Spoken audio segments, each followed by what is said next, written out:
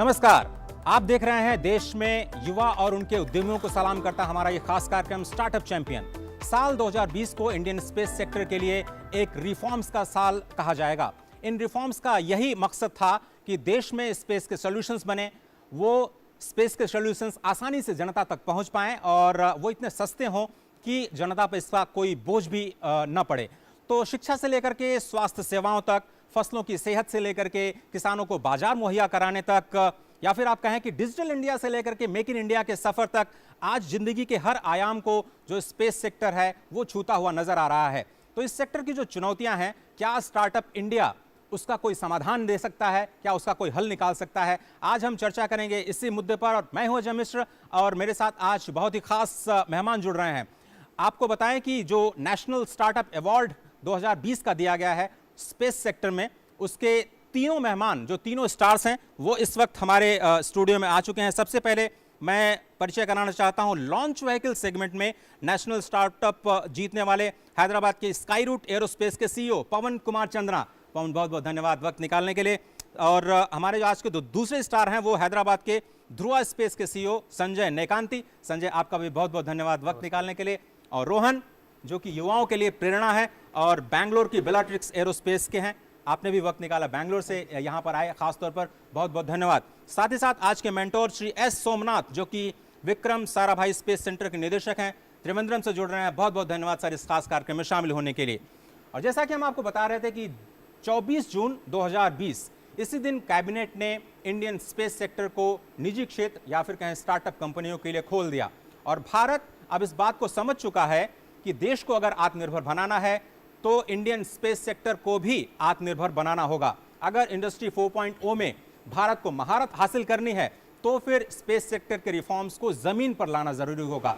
तो चलिए शुरुआत करते हैं कि क्या कुछ ये हैं बड़े रिफॉर्म्स। आपको दिखाते हैं कहानी 2020 के स्पेस सेक्टर में बड़े रिफॉर्म्स की। हाल में करीब करीब हर सेक्टर में जो बड़े रिफॉर्म्स किए गए, उनके पीछे भी यही एक सोच है।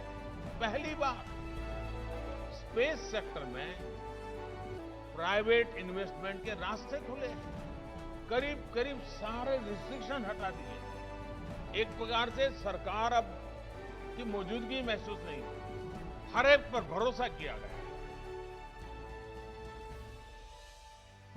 60 के दशक से शुरू हुआ भारत का स्पेस प्रोग्राम आज दुनिया के लिए एक बेमिसाल उदाहरण बन चुका है। उदाहरण इस बात का कि कैसे मुश्किल परिस्थितियों के बावजूद कोई इकोसिस्टम हर किसी की जिंदगी का हिस्सा बन सकता है। आज अपने ड्राइंग रूम में आप 900 से ज्यादा टीवी चैनल्स देख पा रहे हो या फिर मोबाइल पर किसी के साथ कनेक्टेड हो। डिजिटल मैप के जरिए रोजमर्रा की जिंदगी में नेविगेशन करना हो या फिर मौसम के खतरों से बचने के लिए अपने आप को तैयार करना हो। अंतरिक्ष विज्ञान के फायदों का संसार भी अनंत है और स्पेस साइंस का यही अनंत सफर अब तैयार है स्टार्टअप इंडिया की अनंत संभावनाओं को जमीन पर उतारने के लिए। साल 2019 में इसरो ने तमिलनाडु के ही एक स्टूडेंट द्वारा बनाया गया दुनिया का सबसे हल्का और सबसे छोटा सैटेलाइट कलाम सेट को लॉन्च कर इतिहास रच दिया। कलाम सेट ने पहली बार स्पेस में 3D प्रिंटिंग तकनीक का इस्तेमाल किया और मोबाइल से भी हल्के इस सैटेलाइट को 12वीं के छात्र रिफत ने अपने 6 दोस्तों के साथ मिलकर तैयार किया। जाहिर तौर पर भारतीयों की क्षमता को लेकर शायद ही किसी को संदेह हो। कई स्पेस स्टार्टअप कंपनियां अब स्पेस सेक्टर की संभावनाओं में अपना भविष्य बनाने में जुट गई हैं। लेकिन ये सब कुछ संभव हुआ सरकार की मजबूत इच्छा शक्ति और मजबूत आर्थिक सुधारों के फैसलों से।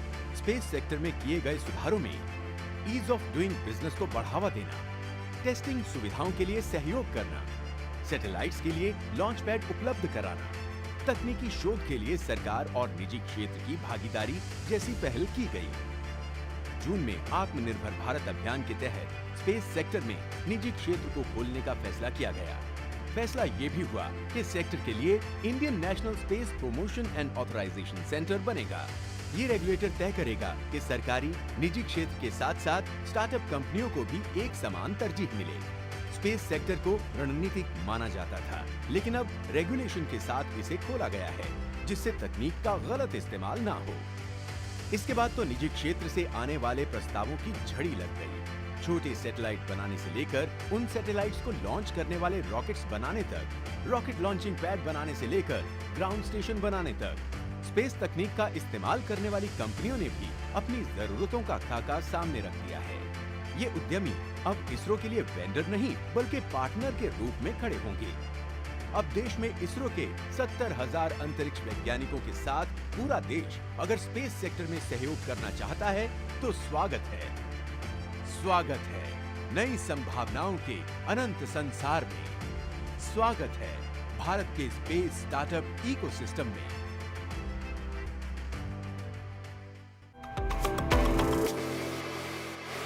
अगर भारत के स्पेस स्टार्टअप इकोसिस्टम की बात करें तो अगर 2014 में देखें तो करीब 1800 स्टार्टअप कंपनियां थी। अगर मैं गलत नहीं हूं तो इस वक्त 6000 से ज़्यादा स्टार्टअप कंपनियां इस सेक्टर में काम कर रही हैं। हमारी आज की जो पहली स्टोरी है वो है हैदराबाद के स्काई रूट की। और स्काई रूट की अगर हम बात करें तो ये कंपनी जो है स्मॉल सैटेलाइट लॉन्च व्हीकल बनाती है, जिसे हम आम भाषा में रॉकेट कहते हैं।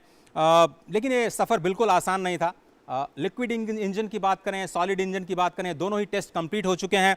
और आपको सबसे पहले स्काई रूट की कहानी दिखाते हैं, एक ऐसी कंपनी जिसका सपना है कि वो आपके स्पेस के सफ़र को हवाई सफ़र जैसा विश्वसनीय, भरोसेमंद और सस्ता बना पाए। तो आइए देखते हैं सबसे पहले स्काई रूट की ये ज़बरदस्त कहानी।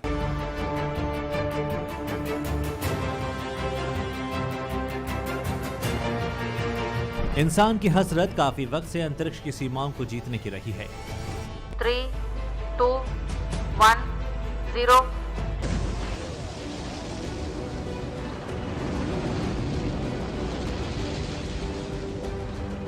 यहाँ तक कि इंसान चंद्रमा और मंगल पर रिहाइश करने का ख्वाब संजोए हुए है।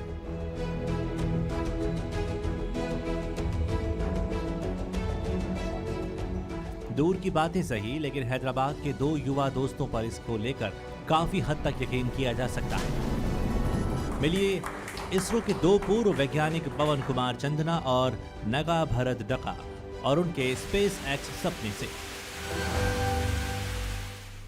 साइबर सिटी के नाम से मशहूर हैदराबाद आजकल चर्चाओं में है अपने स्पेस स्टार्टअप प्रोग्राम को लेके।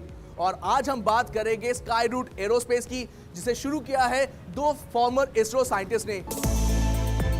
ये स्काई रूट एरोस्पेस की कहानी है, एक 2 साल पुरानी कंपनी जो इतिहास के पन्नों में अपने आप को दर्ज कराना चाहती है। स्काई रूट एरोस्पेस का भी सपना दिसंबर 2021 तक अपना पहला रॉकेट लॉन्च करने का है। No parents would agree for their son or daughter to start a company. That too after having a very stable job at the government, being very well respected. In fact, they're proud that my son is an ISRO scientist. It's very difficult to make them convinced, etc. So at that time, I thought the best idea would be just resign and tell them. It was a little bit difficult initially, but now it's like all good, and they all are proud that with Skyroot we are doing a great journey. We got seed funded by Mr. Mukesh Bansal, who is a serial entrepreneur and a well-known name in the e-commerce industry in India. That way, we secured a 10.3 crore initial seed investment from him. Morgan Stanley के मुताबिक इस वक्त वैश्विक अंतरिक्ष बाजार का मूल्य करीब $360 बिलियन का है और 2040 तक इसके 3 गुना अधिक होने की उम्मीद है। स्पेस सेवाओं और उपकरणों का बाजार $219 अरब का है। कमर्शियल सैटेलाइट और लॉन्च मार्केट साइज $108 बिलियन का है और फिलहाल वैश्विक अंतरिक्ष बाजार में भारत की वर्तमान हिस्सेदारी $7 बिलियन यानी केवल 2% के स्तर पर है। पवन और नागा की उम्मीदों को पंख लगे जून 2020 में, जब भारत ने अंतरिक्ष क्षेत्र को निजी कंपनियों के लिए खोलने का फैसला किया। We are inspired by the great Indian scientists, and in fact, we wanted to name our rocket engines after great Indian scientists, which we are all proud of. So that way, like our first engine is Raman engine. We test fired it successfully. It's a liquid rocket engine where the propellants are in liquid form. So that way, like that engine has a 3D printed component, which is first time in India. A 3D printed injector successfully fired. Skyroot अब अपने पहले launch vehicle Vikram 1 को दिसंबर 2021 तक अंतरिक्ष में भेजने पर काम कर रहा है।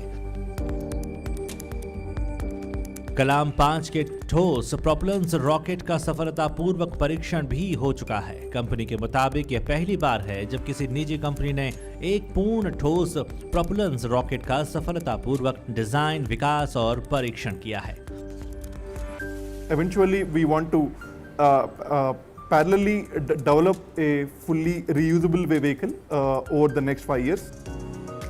माना कि भारतीय अंतरिक्ष स्टार्टअप उद्योग अभी अपने शुरुआती दौर में है, लेकिन स्काई रूट एरोस्पेस जैसे स्टार्टअप कंपनियों द्वारा उठाए गए छोटे कदम न सिर्फ मानव जाति बल्कि देश के लिए इन्हें बड़े कदम में बदलने की क्षमता रखते हैं।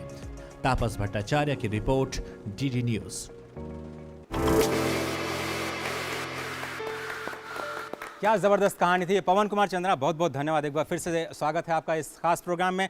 सबसे पहले तो नाम पे ही चर्चा कर लेते हैं। विक्रम 1, विक्रम 2, विक्रम 3 ये आपके रॉकेट्स का नाम है। उसके बाद आपने रमन इंजन बनाया, कलाम इंजन बनाया, तो सबसे पहले शुरुआत वहीं से, ये नोमेनक्लेचर क्यों? या सो पहले हमारा बिगेस्ट इंस्पिरेशन है डॉक्टर विक्रम साराभाई, जिन्होंने इसरो को स्टार्ट किया। सो पहले इसरो भी स्टार्टअप था। सो हम ही स्टार्टअप रॉकेट बनाने के लिए बनाया था 2018 में। सो इसी के नाम पे हम विक्रम नाम का रॉकेट्स नाम रखा।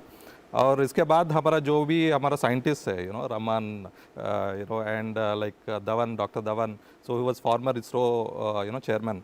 सो we wanted to name our engines, all जो भी हम इंजन्स बनाते हैं इसका नाम, सो whomever we are inspired by, so we want to name our engines, our rockets in their memory, in their tribute. लेकिन पवन, सबसे बड़ा चैलेंज जब आप इन्वेस्टर्स के पास जाते हैं तो अपना बिजनेस मॉडल समझाना, क्योंकि स्टार्टअप में सबसे पहले लोग यही पूछते हैं, साहब आपका बिजनेस मॉडल है क्या, मैं कैसे प्रॉफिट बनाऊंगा। तो आपका बिजनेस मॉडल क्या है, क्या बताते हैं आप? सो हमारा बिजनेस मॉडल है कि हम रॉकेट्स का निर्माण करते हैं। सो रॉकेट सैटेलाइट को लॉन्च करते हैं। सो सैटेलाइट जो कंपनीज बनाते हैं वो लोग हमको पे करते हैं लॉन्च के लिए। So almost transportation service to space जैसा है। स्पेस के लिए ट्रांसपोर्ट करना है। सो एक जगह से दूसरे जगह ट्रांसपोर्ट करने के लिए पेमेंट होता है, जैसे हम अर्थ से स्पेस जाने के लिए पेमेंट होता है। सो इसीलिए हमको जो भी कस्टमर्स हैं, हम सैटेलाइट जो लोग सैटेलाइट स्पेस में रखने वाले कंपनीज है वो लोग हमारा कस्टमर्स होते हैं। सो पर लॉन्च हमको पैसा मिलता है। This is the business model है। और मतलब विद टाइम हम ज़्यादा लॉन्च करने से ज़्यादा रेवेन्यू मिलेगा, ज़्यादा प्रॉफिट्स मिलेगा। और हमारा जो भी बिजनेस मॉडल है बहुत स्ट्रांग है। जो भी इंटरनेशनल कंपनीज से बहुत कम से लॉन्च कर सकते हैं। और जो भी हमारा डेवलपमेंटल कॉस्ट भी है, मतलब 3-4 साल हम रॉकेट को डेवलप करते हैं, इसका कॉस्ट भी 5 टाइम्स कम है। जो इंटरनेशनल कंपनीज जितना पैसे या जितना पैसे वो लोग कंपेयर करें, अगर नंबर्स बताएं वो कितने बना पाते हैं? सो टिपिकली मतलब इंटरनेशनल में $100 मिलियन चाहिए होता है कि रॉकेट पूरा नहीं मतलब डेवलप करने के लिए, या एक रॉकेट डेवलप करने के लिए 4-5 साल लगता है। सो 4-5 साल $100 मिलियन या मिनिमम जो भी अभी तक जो भी लॉन्च किया, मिनिमम $100 मिलियन स्पेंड किया फर्स्ट लॉन्च तक जाने के लिए। हम 5 टाइम्स कम कॉस्ट में जा सकते हैं। और एक 2 साल में हम लॉन्च करेंगे। सो 5 गुना कम कॉस्ट में हम लॉन्च कर सकते हैं। तो भारत की मेरे ख्याल से पहचान ही यही है कि वो बिल्कुल कॉस्ट इफेक्टिव सॉल्यूशंस देता है, और शायद आप लोग इसीलिए सबसे अलग देखे जाते हैं। लेकिन क्या आप लॉन्च व्हीकल फैक्ट्री बनने का एक सपना देखते हैं? आप कितने, मान लीजिए अगर आपको पैसे मिलते हैं तो आप ऐसे कितने रॉकेट्स बना सकते हैं? कैपेसिटी क्या देख रहे हैं आप फ्यूचर? ठीक है, मतलब लॉन्ग रन में हम एक हफ्ते में भी एक रॉकेट बना सकते हैं। सो पहले उतना प्रोडक्शन कैपेसिटी नहीं होगा, स्लोली बिल्ड करना पड़ेगा। बट लॉन्ग टर्म में तो इवन एक हफ्ते में एक रॉकेट भी बना सकते हैं। एक हफ्ते में एक रॉकेट, क्या बात है। तो शुरुआत कैसे हुई? मतलब आपने बलूनिंग से शुरुआत की, रॉकेट चलाना, मतलब टेस्ट फ्लाइट्स वगैरह में काफ़ी तैयारी करनी होती होंगी, अगर आप थोड़ा सा बता पाएं। जैसे रॉकेट पे 100 से ज़्यादा सिस्टम्स होते हैं। सब सिस्टम्स को डेवलप करना पड़ेगा, टेस्ट करना पड़ेगा। पहले ग्राउंड में टेस्ट करते हैं। तो जो भी अब कलाम और रमन अब देखे वो ग्राउंड टेस्टिंग है। सो इसके बाद हम फ्लाइट टेस्ट करते हैं। सो इसीलिए वो हम प्रिपेयर कर रहे हैं फ्लाइट टेस्ट के लिए। सो और बहुत मैं मेंशन किया था 100 सिस्टम्स है, सब परफेक्टली काम करना पड़ेगा। एक बोल्ट भी फेल हो गया, रॉकेट फेल हो जाएगा। ठीक है, सो बहुत मतलब कॉशन से बहुत सारे डिटेल में जाना पड़ेगा। बहुत सारे टेस्टिंग ग्राउंड में करना है, सो दैट फाइनली सक्सेस हो। तो अब मुझे ये समझाइए कि जब आपकी शुरुआत हुई, मतलब पढ़ाई लिखाई जो आपने की, तो आपने क्या इंजीनियरिंग की या फिर आप स्पेस साइंस आपने पढ़े? इसरो में कैसे गए आप, और वहाँ से फिर हटने का कैसा सोचा आपने? या मैं IIT खड़गपुर में पढ़ा था, मैकेनिकल इंजीनियरिंग किया था उधर। और उस टाइम में भी मैं बहुत एंथुसियास्टिक था स्पेस और रॉकेट्स के। सो मैकेनिकल इंजीनियरिंग में मैं समझता हूँ कि रॉकेट सबसे मुश्किल चीज़ है, सबसे चैलेंजिंग चीज़ है। और स्पेस सबसे चैलेंजिंग एनवायरनमेंट है। सो इसीलिए मैं मतलब इसरो में ज्वाइन करना चाहता था और इसरो कैंपस में आया था। हम कैंपस में और भरत दोनों कैंपस रिक्रूटमेंट से डायरेक्ट इसरो ज्वाइन किया था 2012 में। तो इसके बाद 6 साल इसरो में काम किया, बहुत GSLV मार्क 3 में काम किया था, SSLV में काम किया था, काफ़ी मतलब अच्छा प्रोग्राम्स में काम किया था और बहुत सारे सिस्टम्स देखे हैं और बहुत सारे मतलब एंड टू एंड जो भी रॉकेट बनाने का पूरा जर्नी देखा है। सो वो कॉन्फिडेंस से मतलब स्काई रूट स्टार्ट हुआ। इसके बाद हम जा रहे हैं अभी। ये पूरा का पूरा जो इकोसिस्टम है आप उससे कितना सस्ता कर पाएंगे और ये कितना आसान हो पाएगा आगे जाते हुए? ठीक है, मतलब इंटरनेशनल में देखें सिमिलर क्लास ऑफ रॉकेट जो भी बनाता है इंटरनेशनल में, हम 30 to 40% कम कॉस्ट में कर सकते हैं। और इसके वजह क्योंकि हमारा जो भी मैन्युफैक्चरिंग टेक्निक यूज़ करते हैं थोड़ा नया मतलब state of the art techniques use करते हैं और ना 3D प्रिंटिंग यूज़ करते हैं और कार्बन कंपोजिट मटेरियल्स, अच्छे मटेरियल्स यूज़ करते हैं, बहुत लाइट वेट का मटेरियल्स यूज़ करते हैं। तो इसके ऑल वजह से और हम इसरो का फैसिलिटीज़ भी यूज़ करते हैं बहुत कम कॉस्ट में। ये सब मिला के हमका जो भी सोल्यूशन हम दे रहे हैं कस्टमर को बहुत कम कॉस्ट में कर सकते हैं। और कहीं पे मैं आपसे अंतिम सवाल इस सेगमेंट में आपसे मेरा यही है कि बहुत सारे लोग धरती से ऊपर जाने की सोच रहे हैं या फिर वहाँ पर कुछ लोग रहने की भी बातें कर रहे हैं, तो ये जो पूरा का पूरा ख्वाब है ये वाकई क्या सच हो सकता है? इसकी कुछ संभावना है या फिर सिर्फ हवा में की गई बातें हैं? ये 100% सच है। अभी ऑलरेडी 20 साल से लोग इंटरनेशनल स्पेस स्टेशन में है already, living beans already space में है और जो भी इवन एरोस्पेस सेक्टर में या स्पेस सेक्टर में जो भी प्रोग्रेस है, so definitely I am sure next 20-30 years में रेगुलरली जैसे हम एयरक्राफ्ट में एक सिटी से दूसरे सिटी जाता है, स्पेस क्राफ्ट से हम अर्थ से स्पेस पहुंचने का कॉमन मैन को एक्सेसिबल रहेंगे। हमारा स्काई रूट का ये भी है, हमारा मेन विजन ये भी common man space flight afford कर सके। सो ज़रूर होगा बट वो मतलब 20-30 साल लगेंगे, बट हम कोशिश करेंगे जल्दी कर सकते हैं। तो पवन कुमार चंद्रा बहुत धन्यवाद। और अब मैं आज के जो मेंटोर हैं हमारे श्री सोमनाथ जी, उनका कमेंट ले लेते हैं। सोमनाथ सर, स्काई रूट के बारे में आपका कमेंट, कैसा भविष्य लग रहा है इनका? पवन, कंग्रेचुलेशंस, मेरा अभिनंदन आपके लिए नेशनल स्टार्टअप अवार्ड मिलने का बारे में। मेरा एक पहलू है, आपने ये रियूजेबल लॉन्च व्हील के बारे में बोला था ना, ये कैसा है कंसेप्ट है आपके साथ ये रियूजेबल लॉन्च व्हील का? या सो जो हम सोच रहे हैं सो अभी रियूजेबल लॉन्च व्हीकल्स कुछ कंपनीज में बनाया था ऑलरेडी इंटरनेशनली में, सो मतलब वो एक स्टेज का रियूज कर रहे हैं अच्छा। सो हम जो भी हम सोच रहे हैं पूरा व्हीकल को रियूज करने का प्लान है। मतलब पहले डिज़ाइन से भी फर्स्ट स्टेज भी वापस आ जाएगा, सेकेंड स्टेज भी वापस आएगा सो उस टाइप का हम डिज़ाइन फेज में है अभी सो आपका हेल्प भी लेंगे सर हम सो इसरो का हेल्प भी लेंगे और साथ में काम करेंगे और हम ये सब हम बहुत जल्दी कर सकते हैं। इसरो तो हमारा इंस्पिरेशन है, हम भी इसरो से सो हम साथ में काम करने से हम जल्दी कर सकते हैं और इंटरनेशनल कंपनी से हम कम्पीट भी कर सकते हैं। तो पवन, क्या आप बोल रहे हैं कि हवाई जहाज की तरह ये सारे जो आपके रॉकेट्स हैं वापस धरती पे आएंगे, फिर से आप उनको भेज पाएंगे? यस, मतलब एयरक्राफ्ट जैसा, एयरक्राफ्ट मतलब हम जस्ट फ्यूल भरते हैं सो इस टाइप का रॉकेट्स भी एयरक्राफ्ट जैसा बनाना है, वो विजन स्काई रूट का विजन है। सोमनाथ सर प्लीज आपका कमेंट, फिर मैं ब्रेक पे जाता हूँ। या मैं कुछ समझ सक आपके ये कंसेप्ट के बारे में। पवन, हमको पता है रॉकेट रियूजेबल का ये स्पेसएक्स का मॉडल है, नासा स्पेस शटल का मॉडल भी है जो कि विंग होने वाले रॉकेट है, रिटर्न रेट्रो प्रोपल्शन वाला रॉकेट है। ये सब होने के नाते हमको यही पहुंच सकता है कि हमारा ट्रांसपोर्टेशन कॉस्ट बहुत कम हो जाए। कितना कम हो सकता है ये रियूजेबिलिटी में? हमारे दर्शकों के बेनिफिट में आप बोलिए।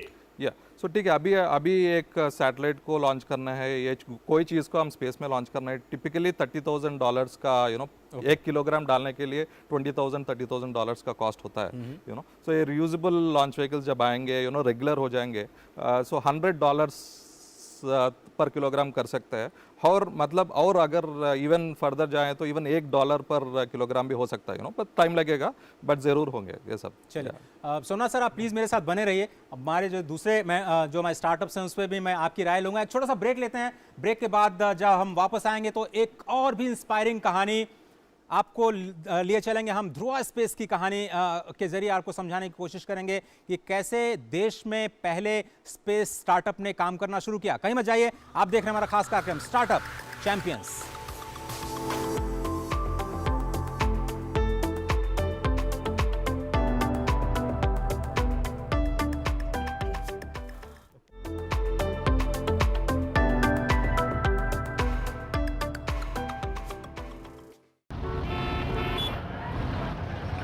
मैंने सोच लिया है, जब मैं बड़ा हो जाऊंगा ना, तब मैं साइकिल रिपेयर की दुकान खोलूंगा। क्यों? जिस तरह आप सब पेट्रोल वेस्ट कर रहे हैं, फ्यूचर में तो पेट्रोल बचेगा ही नहीं, तब तो सब साइकिल ही चलाएंगे ना। खुद ही सारा पेट्रोल खत्म करेंगे या कुछ अपने बच्चों के लिए भी छोड़ेंगे? प्लीज कम से कम सिग्नल पे तो इंजन ऑफ कीजिए। VCRA का एंड्रॉइड ऐप डाउनलोड करें और ईंधन बचाने के उपाय जानें। पेट्रोलियम संरक्षण अनुसंधान संघ, पेट्रोलियम एवं प्राकृतिक गैस मंत्रालय, भारत सरकार द्वारा जनहित में जारी। आप गोल्ड ज्वेलरी खरीदते समय किन किन बातों का ध्यान रखती हैं? मैं गोल्ड ज्वेलरी हमेशा BIS लाइसेंस्ड ज्वेलर से ही लेती हूँ, और वो भी बिल के साथ। मैं ज्वेलरी पर हॉलमार्क और सोने की शुद्धता जैसे 22 कैरेट के लिए 22 के 916 जरूर चेक करती हूँ। मैं बिल पर 22 कैरेट और ज्वेलरी पर 22 के 916 अंकित है या नहीं, ये चेक किए बिना नहीं खरीदती। सोना खरीदते समय ये सब जरूर देखें, ये सोने की शुद्धता की गारंटी है। तो आप भी स्मार्ट ग्राहक बनिए। क्या शर्मा रहा है? दांत खाज खुजली है? हमें भी होती है। जालिम लोशन मुझे दादी ने दिया और बोली जालिम रोगों पर पड़े भारी। जालिम लोशन है पुराना खिलाड़ी, जो पुराना वही बेहतर है। जालिम lotion, fastest, trusted, tested TDO से। जालिम लोशन।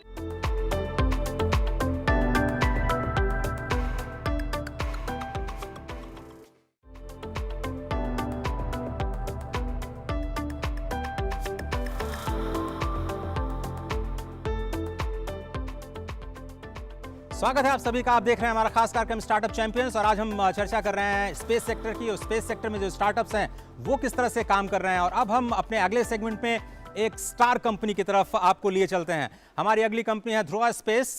देश में प्राइवेट सेक्टर में स्पेस का काम करने वाली पहली कंपनी, जिसने शुरुआत तो की छोटी, लेकिन अब वो तीनों ही सेगमेंट में, सैटेलाइट बनाने में, सैटेलाइट को लॉन्च करने में और जो ग्राउंड ऑपरेशंस होते हैं उसमें काम करती हुई नजर आ रही है। और ये एक जीता जागता उदाहरण है मेक इन इंडिया का ग्लोबल होने का। क्योंकि ध्रुवा स्पेस अगर हम बात करें तो वो अमेरिका में जो स्पेस स्टेशन हैं वहां से लॉन्चिंग की बात कर रहे हैं।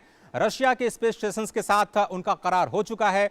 वो इजराइल में फार्मा स्पेस के साथ काम कर रहे हैं और माइक्रो ग्रेविटी रिसर्च में लगे हुए हैं। और इनकी खुद की जो इंक्यूबेशन है वो हो रही है ऑस्ट्रिया में, जो इनके लिए यूरोपियन बाजार के दरवाजे भी खोल देगा। तो आइए आपको दिखाते हैं कहानी ध्रुवा स्पेस की।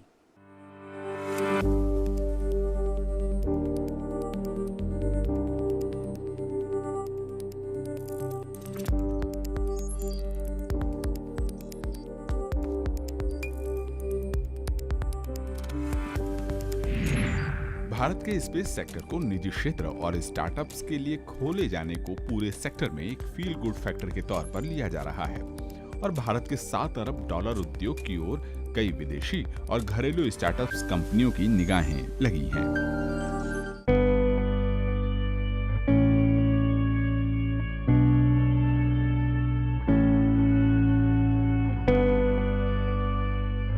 मिलिए ध्रुव स्पेस से।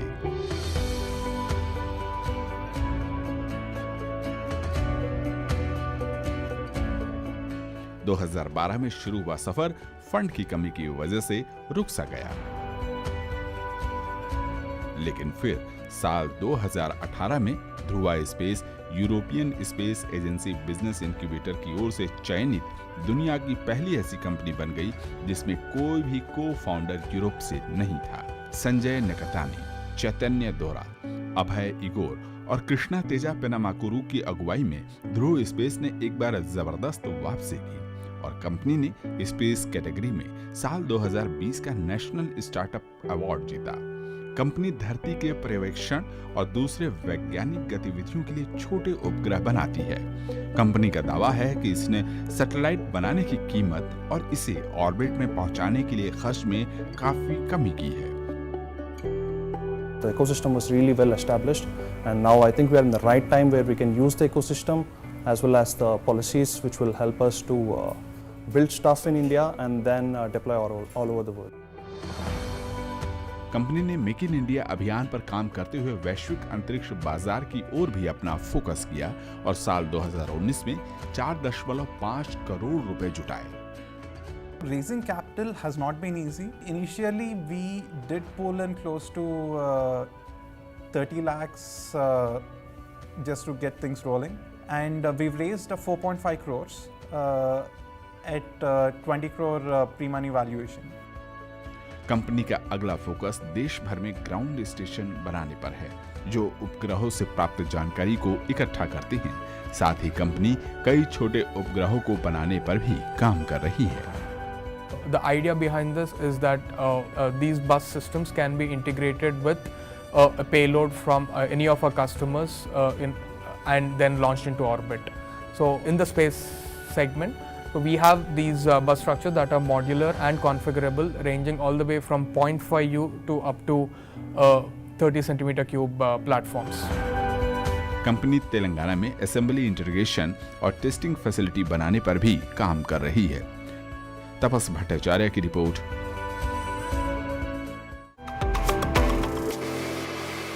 चलिए मैं स्वागत करता हूं संजय का, संजय नेकांती, जो कि इस कंपनी के सीईओ हैं। संजय, सबसे पहला सवाल आपसे यही, ये जो शुरुआत हुई काफ़ी मुश्किल रहा होगा सफ़र ये, और आप पहली कंपनी जो कि प्राइवेट सेक्टर में, तो शुरुआत से हो जाए, कहानी की कैसे हुई? मैं सैटेलाइट्स जब मैं कॉलेज में था तभी मुझे अपॉर्चुनिटी मिला था एक स्टूडेंट सैटेलाइट बनाने के लिए। सो 2009 में मेरे यूनिवर्सिटी SRM यूनिवर्सिटी ने एक स्टूडेंट सैटेलाइट मिशन बनाने का प्रोग्राम लॉन्च किया था, और इसरो के साइंटिस्ट आए थे और बता रहे थे कि हम स्टूडेंट्स भी सैटेलाइट्स बना सकते हैं। तो 2009 में किसी को भी बिलीव करने के लिए कि हम स्टूडेंट्स ऐसे कुछ कर सकते हैं बहुत मुश्किल था कि ऐसा कुछ हो सकता है बोल के। बट वो प्रोजेक्ट शुरू हुआ, और over a period of time हमने ये रियलाइज़ किया था कि इंडिया में हम बिलियन पीपल हैं, और वेस्टर्न वर्ल्ड में स्टूडेंट सैटेलाइट्स बना रहे हैं, और इंडिया का जो स्पेस प्रोग्राम है वो अराउंड द वर्ल्ड फेमस है, पर इंडिया में कोई भी प्राइवेट स्पेस कंपनी नहीं है। तो वो मेरा मोटिवेटिंग फैक्टर था कि लाइक बिलियन पॉपुलेशन में तो फिर बिलियन पॉपुलेशन में आप अकेले ऐसे निकले जिन्होंने पहला स्टूडेंट सैटेलाइट बनाया इस देश के लिए, करेक्ट? आपके जो टीम मेंबर्स हैं स्टार्टअप्स के लिए, सबसे पहले ये सोचा जाता है कि आप अपनी टीम से कैसे मिले, तो ये जो चैतन्य हैं या अभय हैं, इन सबसे मुलाकात कैसे हुई? हाँ, तो अभय, मैं और चैतन्य हम +1 +2 में क्लासमेट्स थे।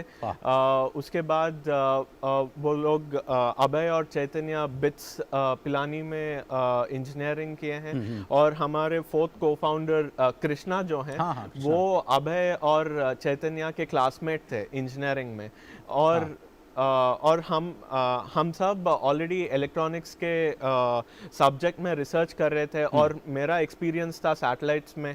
तो देयर वर आइडियाज मिलने से we form this team to start building satellite. तो संजय, आपका परिवार, जो कि क्या आप ध्रुवा स्पेस का जो परिवार है उसके एक मेंबर हैं, बहुत ही इंटरेस्टिंग आप चारों लोगों के बारे में उन्होंने कुछ कहा है, एक बार सुन लेते हैं, उसके बाद इस बातचीत को जारी रखेंगे। आइए देखते हैं। Krishna Teja is, I think, one of the most disciplined and structured people that I've known. Chaitanya Dora, he's our party person in our group, but he's very good with numbers and extremely persistent in terms of, ensuring that the work is done. Sanjay, I think he's extremely passionate and energetic. He brings energy to this group. Abhay, I think he's very independent, very reliable. If you give him something, you can close your eyes and think that this is done. I mean, I am learning from him how to, maintain that work-life balance. So, yeah, pretty good. I think he's better than me, managing that. ये बता रही थी कि work life balance करने में जो इनकी team है वो इनसे बेहतर है, और शायद इन लोगों को सीखना पड़ रहा है। आप लोग सैटेलाइट फैक्ट्री बनाने पर काम कर रहे हैं, ये जो छोटे सैटेलाइट्स हैं उनकी क्या ज़रूरत है, हम क्यों बनाते हैं उसको?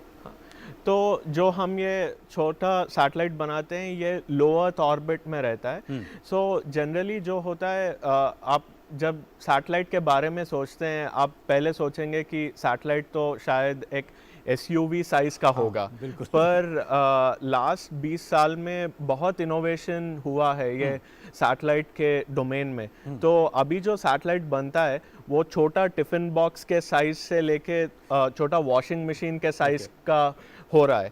और ये जो लो अर्थ ऑर्बिट रहता है ये अर्थ के पास में है, so we are talking about 400 to 1200 kilometres. For example अगर हम एक imaging satellite low earth orbit में रखते हैं और लेट्स से आज वो हैदराबाद का पिक्चर ले रहा है, तो उसको फिर हैदराबाद के ऊपर आके हैदराबाद का पिक्चर लेने के लिए 20 दिन लगता है। काफी टाइम लगेगा, पूरा घूम करके ऑर्बिट को कंप्लीट करके आता है। हाँ, एग्जैक्टली।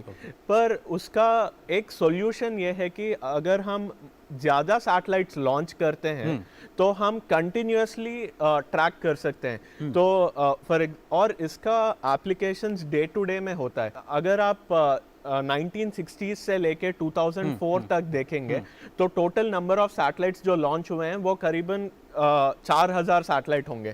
पर अगर अभी आप एस्टिमेट्स देख रहे हैं 2004 से 2030 तक करीबन 30,000 सैटेलाइट्स लॉन्च करने का प्लान है कई कंपनीज से पूरे अराउंड द वर्ल्ड। तो अगर हमें 10,000 सैटेलाइट लॉन्च करना है तो इन सैटेलाइट को बहुत जल्दी मैन्युफैक्चर करना है। यूजुअली एक सैटेलाइट बनाने के लिए कई साल लग जाते हैं। कई कंपनी कोशिश कर रहे हैं कि साल से कई महीने तक रिड्यूस करने के लिए, और हमारा कोशिश ये है कि हम वी वांट टू एक दिन में एक सैटेलाइट बनाने का कोशिश है। क्या बात है। तो संजय, मुझे लगता है टेलीविजन इंडस्ट्री में पहली बार आप ये डेमोन्स्ट्रेट कर पाएंगे कि जब भी आप रॉकेट छोड़ते हैं तो उसमें से सैटेलाइट्स निकलते कैसे हैं, सीधे सीधे आपके पास आते हैं और देखते हैं कि ये होता कैसे। प्लीज़ एक्सप्लेन करें। ये जो है इसको डिप्लॉयर बोलते हैं, और ये जो छोटा स्मॉल सैटेलाइट होता है वो इन डिप्लॉयर के अंदर रखा जाता है। और ये डिप्लॉयर जाके रॉकेट पे बैठता है। और जब रॉकेट अपना इंटेंडेड एल्टीट्यूड पे जाता है तब इन सैटेलाइट्स को लॉन्च किया जाता है। हमारे इसरो का वर्ल्ड रिकॉर्ड है कि हमने एक सिंगल लॉन्च में 104 सैटेलाइट्स लॉन्च किया है। और हमारा विश ये रहा है कि we want to launch more than 100 satellites एक साथ हमारे कई कस्टमर्स के लिए। तो हमने इसरो के हेल्प के साथ ये डिप्लॉयर बनाया है। मैं अभी आपको दिखाता हूँ ये कैसे इजेक्ट होता है।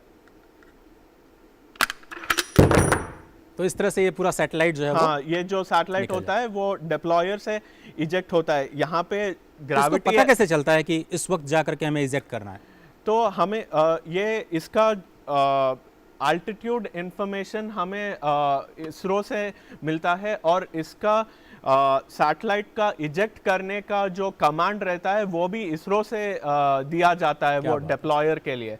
और आपने देखा होगा कि ये सैटेलाइट्स तुरंत ऐसे नीचे गिर गए। पर स्पेस में तो ग्रेविटी नहीं है, तो वो आराम से एक के बाद एक निकलते हैं। तो अब हमारे जो मेंटर हैं उनके पास चलते हैं और इस डेमो के बाद में उनकी राय लेते हैं। सर, एक बार फिर से अब आपकी बारी, और ध्रुवा स्पेस सबसे बड़ी कंपनी सारे सेगमेंट्स में है, क्या कहना चाहेंगे? बहुत interesting Sanjay for the demonstration, both you know, for your deployer mechanism, and we are ready to help you to get the command for your 100 satellites. Thank you very much, sir. मेरा एक पहलू है आपके साथ, आपने बोला ये सैटेलाइट का निर्माण करना है, लॉन्चिंग करना है, बट मेरा यही एक क्वेश्चन है कि आप ये सिर्फ एक सैटेलाइट मैन्युफैक्चरर बनना चाहते हैं या क्या सर्विस प्रोवाइडर बनना चाहते हैं? ये ऐसा होता है, ये सैटेलाइट से हम लोग कई काम कर सकते हैं। हमको चित्र देख सकते हैं, मेजरमेंट कर सकते हैं, कम्युनिकेशन कर सकते हैं, पर ये सबके साथ हमको ये सर्विस सेक्टर में सर्विस दे सकते हैं। तो इसलिए सिर्फ उपग्रह नहीं चाहिए, उपग्रह के अलावा हमको एक ग्राउंड सेगमेंट चाहिए, ये नेटवर्क चाहिए, हमको ये सारा इंफ्रास्ट्रक्चर बनाना है। सो आपके मिशन क्या है? आप ये ध्रुवा स्पेस का विजन क्या है? हम 5 से 7 साल बाद पूरा एंड टू एंड सर्विस देने के स्टेज में पहुंचना चाहते हैं, पर वो सर्विस करने के लिए 3 जो सेगमेंट हैं वो बहुत इम्पॉर्टेंट है। जो स्पेस सेगमेंट है जहाँ पे हम सैटेलाइट्स फास्टर बना सकते हैं, चीपर बना सकते हैं और रिलायबिलिटी ला सकते हैं। सिमिलरली जब सैटेलाइट को लॉन्च करना होता है, हमें we want to launch more than 100 satellites in one go, तो उसके लिए हमारा डिप्लॉयर भी बहुत इम्पॉर्टेंट है। और थर्ड वाला सेगमेंट जो ग्राउंड सेगमेंट है वो भी इम्पॉर्टेंट है। तो हमने ऑलरेडी इंटरनेशनल प्लेयर्स के साथ around the world ground station network establish करने का प्लान बनाया है। हम ऑलरेडी इन स्पेस और न्यू स्पेस इंडिया लिमिटेड से बातचीत कर रहे हैं कि हम इसरो का जो ग्राउंड स्टेशन नेटवर्क है उसको भी एक्सेस कर सकते हैं। तो हमारा ये विजन है कि एक बार जब अपना ये 3 फाउंडेशन ब्लॉक सॉलिड हो जाता है तो हमें सर्विस लॉन्च करने में कठिनाई नहीं होगा। आपका अपना सोचना क्या है? क्या वाकई आप भरोसा कर पाते हैं ध्रुवा स्पेस जो कुछ कर रहे हैं पूरी दुनिया में अपना नाम कर पाएंगे भारत का? Yeah, जरूर they are doing extremely good. I know, as far as I know, their designs are very good. ये deployed आपने देखा ये बहुत अच्छा design है, and they can make it still bigger and do for bigger satellite as well. Now, but one thing I want to suggest you for Sanjay is आपके satellite में बहुत सारे चीज होते हैं, कंप्यूटर होते हैं, प्रोपल्शन होते हैं, स्ट्रक्चर्स होते हैं, इलेक्ट्रॉनिक्स होते हैं।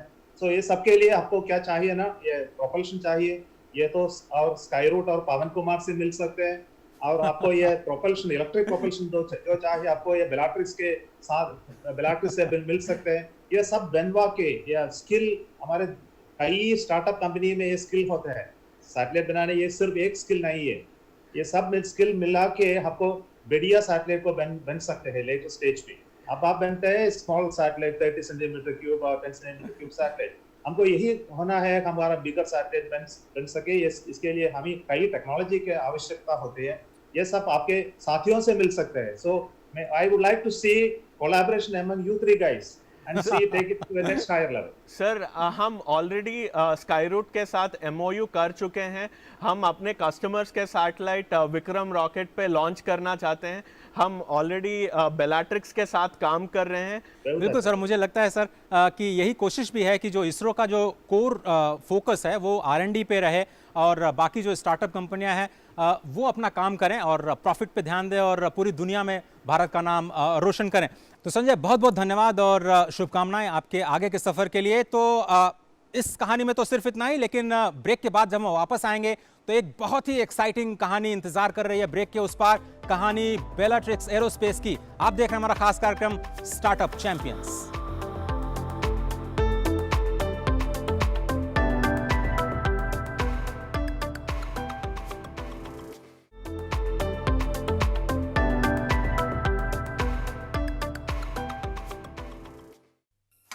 ये लो। गुड न्यूज सर, आज से आपको पेट्रोल पे 20% का डिस्काउंट मिलेगा। 20%? लॉटरी लग गई। तो मेरे बाकी के पैसे क्यों नहीं डाले? वो तो आपके हाथ में ना। 45 की स्पीड पे गाड़ी चलाइए, रेड लाइट पे इंजन ऑफ कर दीजिए, 20% पेट्रोल तो जरूर बचेगा। बात तो वही है ना। PCRA का एंड्रॉइड ऐप डाउनलोड करें और ईंधन बचाने के उपाय जानें। पेट्रोलियम संरक्षण अनुसंधान संघ, पेट्रोलियम एवं प्राकृतिक गैस मंत्रालय, भारत सरकार द्वारा जनहित में जारी। ISI। मम्मा ISI। नो बेटा, हॉट है, पापा को लेट हो जाएगा। पापा ISI। गेट रेडी बेटा। मम्मी, हमारे घर में सभी प्रोडक्ट्स पर ISI का निशान क्यों है? ISI मार्क का मतलब है विश्वसनीय बेहतरीन क्वालिटी, ताकि हम सब सुरक्षित रहें। ISI मार्क जैसे पापा से है देश सुरक्षित, ISI मार्क से हम सब सुरक्षित। विश्वसनीय ISI मार्क।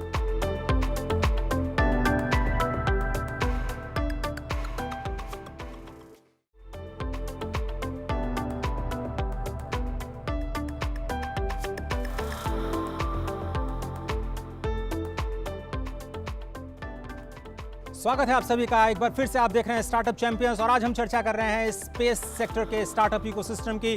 देश में 6000 से ज़्यादा स्टार्टअप इकोसिस्टम में स्पेस सेक्टर में कंपनियां काम कर रही हैं, लेकिन अब हम आपको लिए चलते हैं बैंगलोर और वहां पर हम दिखाएंगे आपको बेलाट्रिक्स एरोस्पेस की कहानी। एक ऐसी कहानी जो सभी युवाओं के लिए प्रेरणा का स्रोत बन चुकी है, क्योंकि जो बेंगलुरु के रोहन हैं और उनके साथी जो हैं यशस, उनका जो जीवन है अब एक मिशन बन चुका है। मिशन इस बात का कि जो रॉकेट है उसको पानी से कैसे चलाया जाए। आइए देखते हैं ये खूबसूरत स्टोरी और उसके बाद एक बहुत ही इंटरेस्टिंग चर्चा पर वापस लौटेंगे। दिखाते हैं स्टोरी।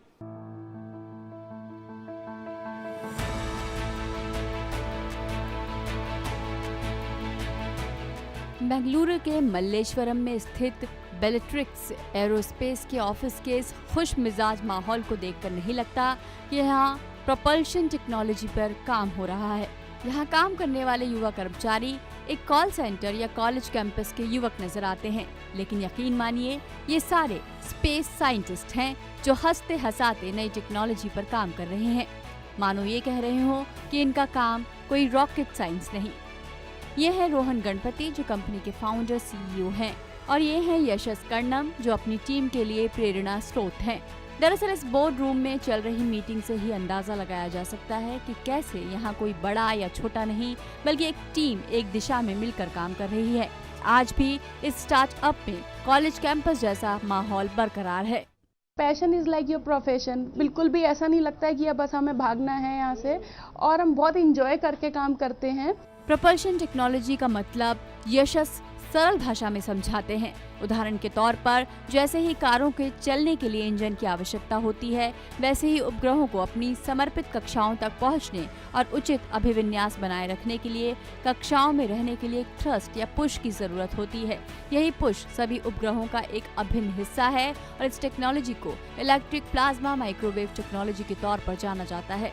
लेकिन इसे पानी से तैयार करना अपने आप में बड़ा इनोवेशन है, और जब रोहन गणपति की कंपनी ने इसे तैयार कर साबित किया तो सबसे पहले अंतरिक्ष का सबसे बड़ा प्लेयर इसरो इस टेक्नोलॉजी का खरीदार बना। पूर्व राष्ट्रपति डॉक्टर APJ अब्दुल कलाम ने शायद ये बात सच कही थी कि सपना वो होता है जो आपको सोने न दे और आप जागते हुए उसे पूरा कर सकें।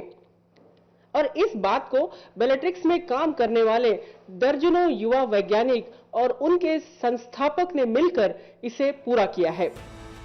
लेकिन इस युवा टीम के लिए शुरुआत आसान नहीं थी। JSW की तरफ से सिर्फ 20 लाख रुपए से ये शुरुआत हुई, जबकि इस लैब में नजर आ रहे सिमुलेशन चैम्बर्स जो वास्तव में टेस्टिंग के लिए अंतरिक्ष जैसा माहौल पैदा करते हैं, उनकी कीमत करोड़ों में है। अमेरिका में एक सम्मेलन में रोहन ने प्रोपल्शन टेक्नोलॉजी पर एक पेपर प्रेजेंट किया था, तो किसी ने भी एक स्पेस स्टार्टअप पर भरोसा नहीं किया था। लेकिन इस समय इसरो चेयरमैन किरण कुमार ने रोहन और उनकी टीम पर भरोसा जताया और इस टेक्नोलॉजी के खरीदार बने। काम कर रहे हैं और हम प्रोडक्ट बना रहे हैं और टेस्टिंग करके रिजल्ट्स को शेयर कर रहे हैं। बेलेट्रिक्स की टीम इसरो के लिए 2 स्टेज लॉन्च व्हीकल चेतक यानी रॉकेट तैयार कर रही है, जो सस्ता, फ्यूल एफिशिएंट और इंडिया के आत्मनिर्भर भारत की नायाब मिसाल कायम करने जा रहा है, और ये 2023 में बनकर तैयार हो सकता है।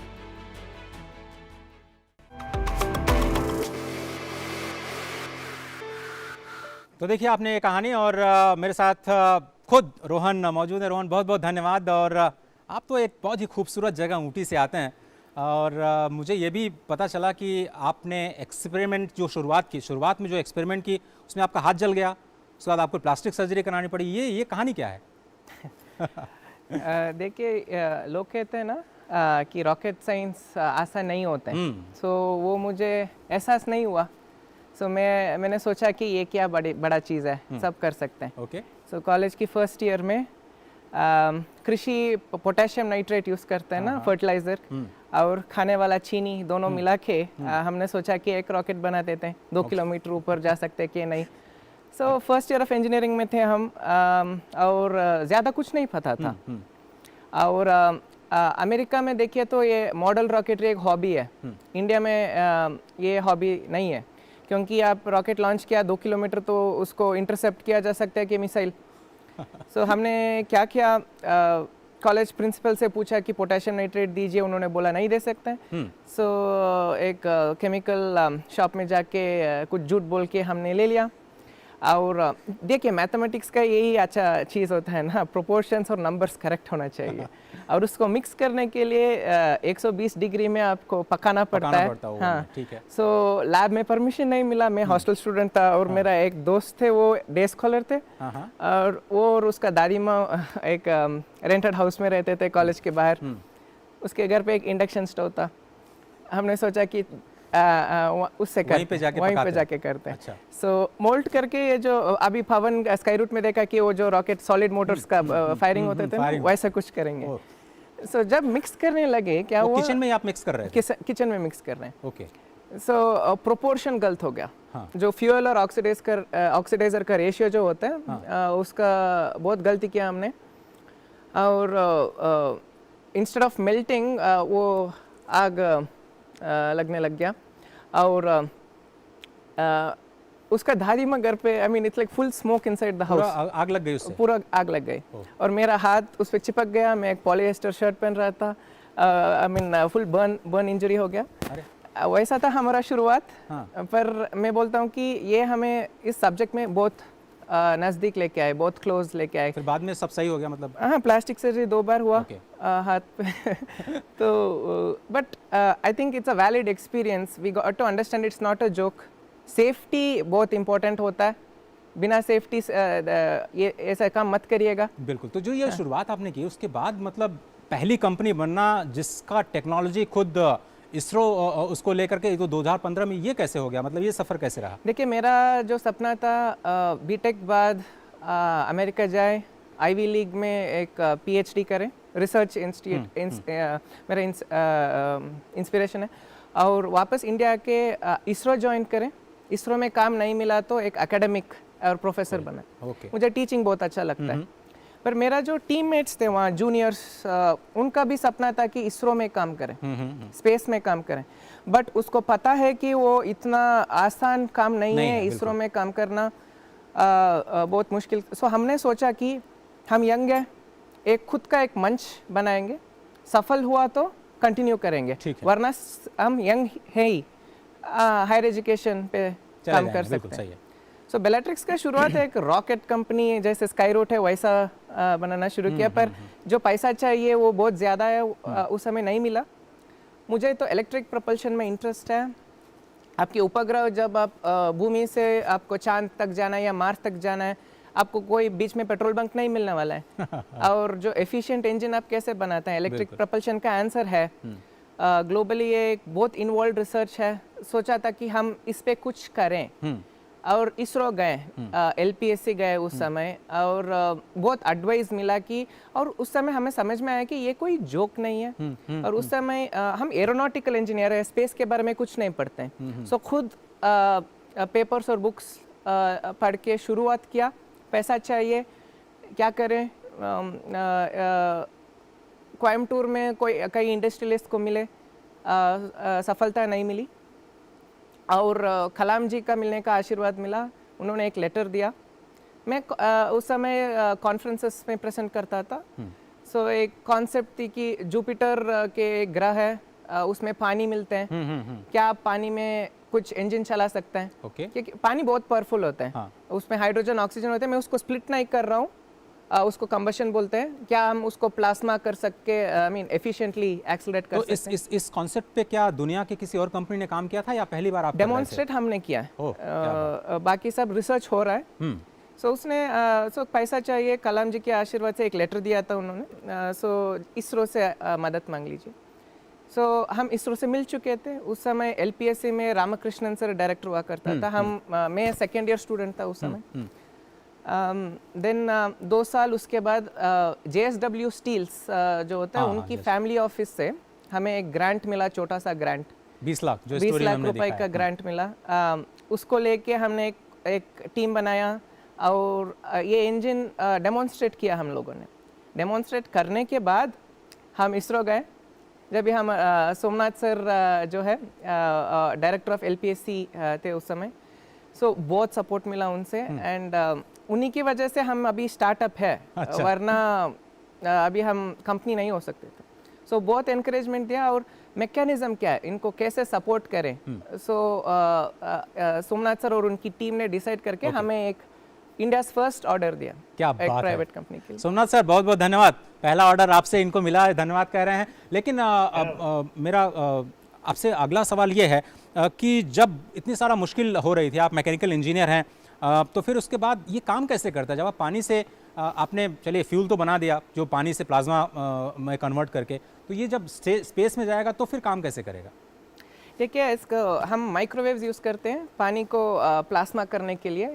अब आपको पता है कि पानी उबालेगा 100 डिग्री, बॉईल होगा 100 डिग्री में 1 एटमॉस्फेयर प्रेशर। स्पेस जाएगा तो वैक्यूम है, प्रेशर बहुत कम होते हैं, तो सिर्फ 30 डिग्री 25 डिग्री में पानी बॉईल होने शुरू होते हैं।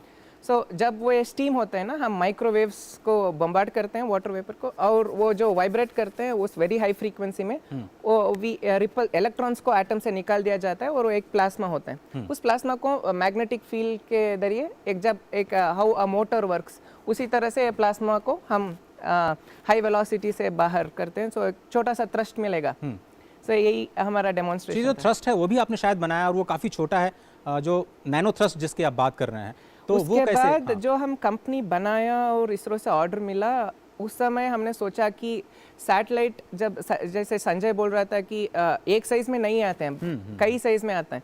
सो एक सैटेलाइट को प्रोपल्शन सिस्टम एफिशिएंट होना चाहिए। छोटा सैटेलाइट के लिए बड़ा इंजन नहीं डाल सकते।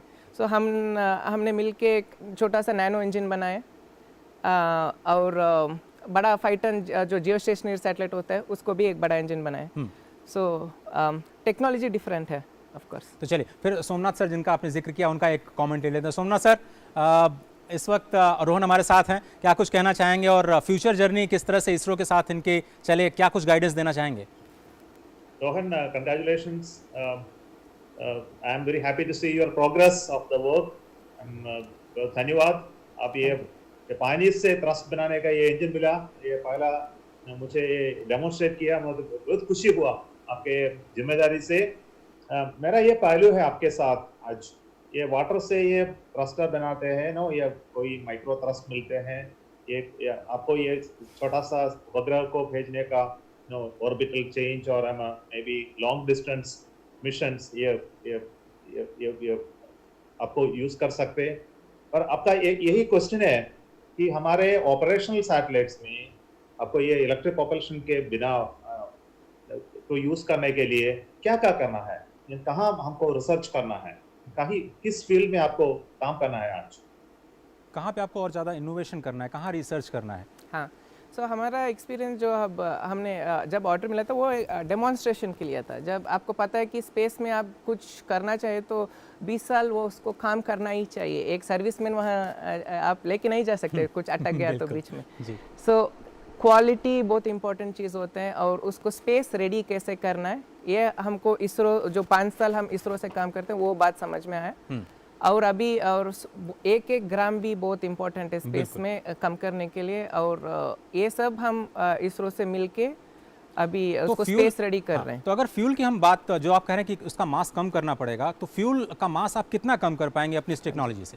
तो देखिए जैसे मैं बोला था स्पेस में आपको कोई पेट्रोल बंक नहीं है, सो आपको इंजन बहुत माइलेज देना चाहिए, माइलेज देना है। सो केमिकल प्रोपल्शन का एक ही डिसएडवांटेज है कि वो ज़्यादा फ्यूल खर्च करते हैं। इलेक्ट्रिक का एडवांटेज है कि वो उसको उतना फ्यूल नहीं चाहिए। सो सैटेलाइट आप देखिए आपको रिटर्न ऑन इन्वेस्टमेंट क्या देगा, उसको वो पेलोड जो भी है पेलोड देते हैं। पर एक सैटेलाइट आप वो भूस्थिर कक्ष में जो भी सैटेलाइट जाना है ना, उसमें 70% ऑफ द सैटेलाइट मास सिर्फ प्रोपेलेंट ही होते हैं। बिल्कुल, क्योंकि वो जो रॉकेट होते हैं पवन हमें एक 300 किलोमीटर की कक्ष में छोड़ेगा, वहां से हम 30,000 किलोमीटर तक जाना है, खुद का इंजन से जाना पड़ेगा।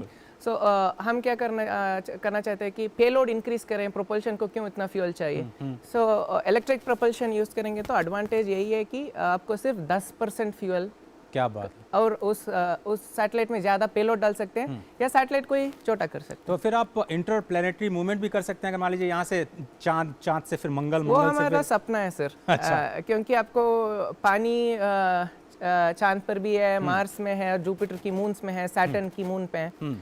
सो जब इतना दूर जाना है ना, आपको प्रोपेलेंट वापस आने के लिए आपको नहीं लेके जाना पड़ेगा, वहीं पे मिलेगा। और जैसे पवन ने बोला था कि ये सब साइंस फिक्शन नहीं है, अभी ये सच हो रहा है। आपने 100 साल पहले देखा तो इवन हवाई जहाज भी एक सपना था, सो अभी स्पेस इंडस्ट्री, मेरा यही कहना है कि हम सबका यही कहना है 250 2050 में biggest employer globally space industry होना चाहिए। क्या बात है। और इसी नोट पर अब मैं अपने ऑडियंस के पास आता हूं और अब रैपिड फायर राउंड, अगर किसी का सवाल हो तो स्वागत है जी। कौन सा सवाल करना चाहते हैं प्लीज़? डॉक्टर अनसुया रॉय, मैं एक स्टार्टअप की फाउंडर हूँ, इसलिए स्टार्टअप्स की बहुत सारा स्ट्रगल्स फर्स्ट हैंड मुझे पता है। तो my question is specifically to you Sanjay, on the lines what you have just said, Indian startup ecosystem is still evolving. आज तो मतलब बहुत ज़्यादा इवॉल्व होके एक बहुत अच्छा प्लेटफॉर्म हमें मिल चुका है, but how would you compare वो जो स्टार्टअप का प्लेटफॉर्म जो इंडिया से मिला है और जो इंटरनेशनल के साथ अगर हम कंपेयर करें, so how will you rate Indian startup ecosystem as of now? It's a very interesting question because I started my company in 2012 और जब मैंने स्टार्ट किया था जो इन्वेस्टर सर्कल था वो भी बहुत लिमिटेड था। तो it is related to the previous question. So अभी जो मेरा लॉजिक यही रहा है कि इंडिया में वी आर 1 billion people और convincing people is something that we can do, or impossible is nothing. तो बाहर का इकोसिस्टम, ये लाइन है ना which says that the grass is greener on the other side, बस ऐसे ही लगता है कि कहीं और जाने से अच्छा रहेगा, बट इन जनरल ये है कि कोशिश करना, you have to try continuously and there are people in India who believe it. तो 100 people से बात कीजिए और 100 people नहीं बोलेंगे तो there is a 101th person who is going to respond to it. जब हमने first round of capital raise किया था, I met 200 investors और 200 investors में there were 30 investors who agreed, but there were 170 investors जिन्होंने कहा कि ये प्रॉबेबली नहीं हो सकता है। एंड अगर आप कोई भी सक्सेसफुल एंटरप्रेन्योर का स्टोरी देखते हैं अराउंड द वर्ल्ड, यही लेसन है and this is what I learned और I have been building on it. तो मेरा अंतिम सवाल इस प्रोग्राम में रोहन आपसे है। हम लोग एलन मस्क का नाम जानते हैं और बार बार वो कह रहे हैं कि मार्स में जाकर के कॉलोनी बनाएंगे। अभी उन्होंने अपनी कंपनी टेस्ला की शुरुआत बैंगलोर में कर दिया, आप भी बैंगलोर से आते हैं। आप लोगों को लगता है कि वो कंपटीशन है आपके लिए, क्योंकि सीधे आपको एक तरह से फेस करना पड़ेगा उन्हें? कंपटीशन अच्छा ही है, पर कंपटीशन जैसे एलन मस्क को हम कंपटीशन की नज़रिए से नहीं देखना चाहिए, उसको एक इंस्पिरेशन मानना चाहिए, क्योंकि वो जब स्पेस एक्स शुरू किया था यूएस पे, जब हम अभी इंडिया में जो सिनारी है ओपनिंग अप सिमिलर सिचुएशन पे था, और जो अभी he has what he has achieved, that's very inspiring. And space हम मानते हैं कि एक ग्लोबल इंडस्ट्री है, कौन अच्छा कर सकते हैं हम इंडिया से। What we are planning is how well we can do for the world is what we are planning. So we want to be ourselves, but he is an inspiration and we have lots to offer from India to the world, and space is global. आपका बहुत बहुत धन्यवाद इस खास कार्यक्रम में जिसे हम कह रहे हैं स्टार्टअप चैंपियंस। तो और इस खास कार्यक्रम में मैं अपने जो मेहमान हैं आज के, हमारे जो तीनों स्टार, उनका भी शुक्रिया अदा करना चाहूँगा। पवन कांचंदा, आपका बहुत बहुत धन्यवाद। संजय जी, आपका बहुत बहुत शुक्रिया। रोहन, बहुत बहुत धन्यवाद और ढेरों शुभकामनाएं। हमें आपको बताते हुए बहुत खुशी हो रही है कि स्टार्टअप चैंपियन का इम्पैक्ट भी ज़मीन पर दिखने लगा है। आपको याद होगा पिछले एपिसोड में हमारे एक स्टार्टअप थे ऑर्गेनिक मांड्या और हमारे एक मेंटोर थे नागराज प्रकाशम, और अब हमें बताते हुए खुशी हो रही है कि नागराज प्रकाशम ने मांड्या ऑर्गेनिक्स में इन्वेस्ट करने का फैसला लिया है, और हमें लगता है ये स्टार्टअप चैंपियन के प्रोग्राम की एक बड़ी सफलता है। Recently, DD News covered the Startup Award winners, and we were one among them. We had been to Delhi. The DD News did a fantastic program covering the startup winners. Due to this program, we have got calls from several investors across the globe, not only from our country, across the globe. Not only investors, even we have got a lot of partnership inquiries.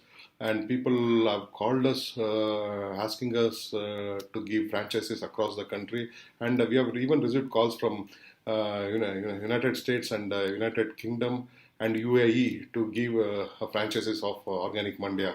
So I'm extremely thankful for making this happen. Didi has done a wonderful job.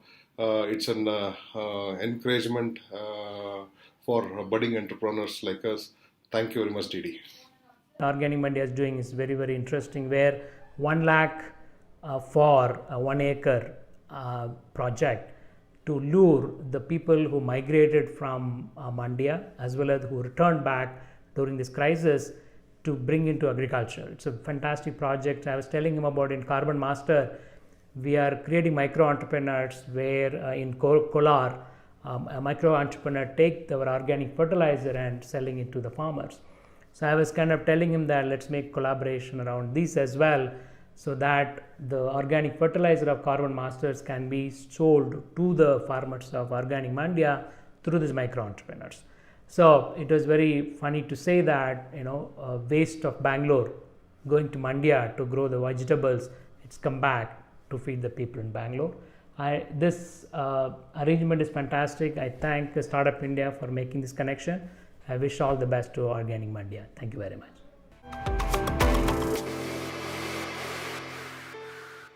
तो अगर आप देखें तो 2018 और 19 में $1.9 billion का investment देखा गया है स्पेस सेक्टर में। 2020 में अब रिफॉर्म की शुरुआत हो गई है और 2021 मुझे लगता है ये तीनों ही स्टार्टअप्स के लिए बहुत ही एक्साइटिंग होने जा रहा है। आप सभी ऑडियंस का भी बहुत बहुत धन्यवाद इस प्रोग्राम में शामिल होने के लिए। ये सफर लगातार जारी रहेगा। फिलहाल मुझे और मेरी पूरी टीम को दीजिए इजाजत। नमस्कार।